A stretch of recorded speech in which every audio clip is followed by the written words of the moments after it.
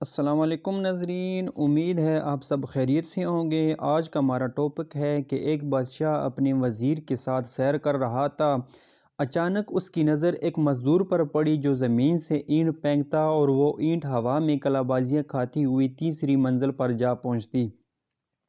بادشاہ نے حیران ہو کر وزیر سے پوچھا کہ کیا وجہ ہے کہ اس کی زمین پر کھڑے ہو کر پھینکی ہوئی اینٹ تیسری منزل پر پہنچ جاتی ہے؟ کیا یہ اتنا طاقتور ہے؟ وزیر نے بادشاہ سے عرض کیا کہ حضور، اس میں طاقت کے ساتھ ساتھ ایک اور عمل کر فرما ہے، اگر جان کی امان پاؤں تو عرض کروں؟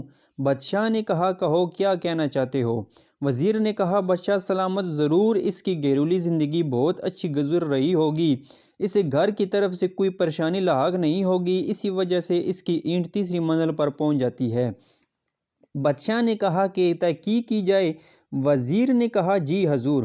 دوسرے روز وزیر نے چند افراد کو تحقیق پر لگا دیا۔ ایک ہفتے کے بعد ان افراد نے رپورٹ پیش کی کہ اس مزدور کی بیوی شام ہوتے ہی اپنے شوہر کے انتظار میں بیٹھی رہتی ہے۔ جیسے ہی وہ شخص گھر میں قدم رکھتا ہے، اس کی بیوی نہانے کے لیے فوراً پانی کی بالٹی اور نئے کپڑے رکھتی ہے۔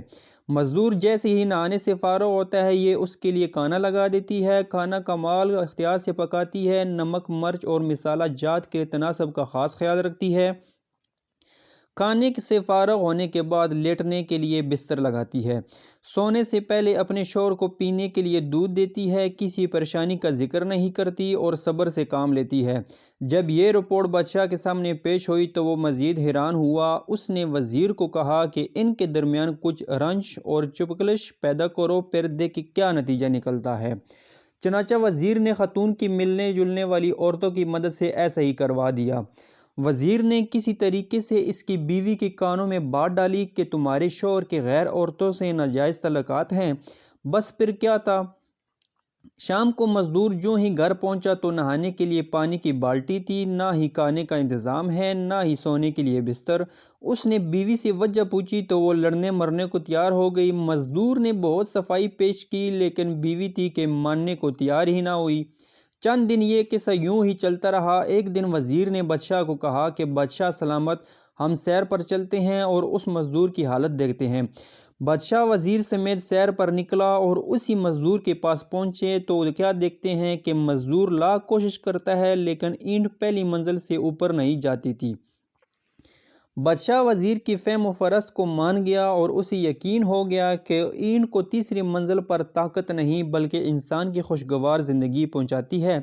قصہ مختصر کہ مزدور کی بیوی کو بتایا گیا کہ یہ سب تمہارے ساتھ ڈرامہ کیا گیا تھا۔ جب اسے حقیقت معلوم ہوئی تو وہ خوش ہوئی اور پھر وہی شوہر کی خدمت اور وہی اینٹ تیسری منزل پر۔